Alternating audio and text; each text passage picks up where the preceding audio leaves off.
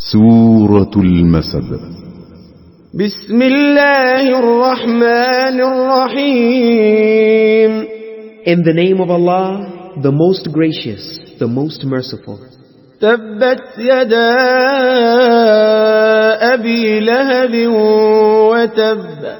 Perish the two hands of Abu Lahab, and perish he. ما أغنى عنه ماله وما كسب.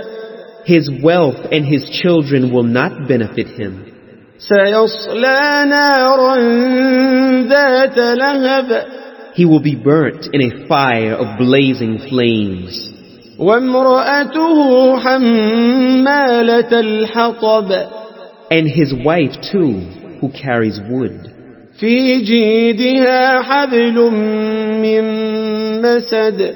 In her neck is a twisted rope of palm fiber.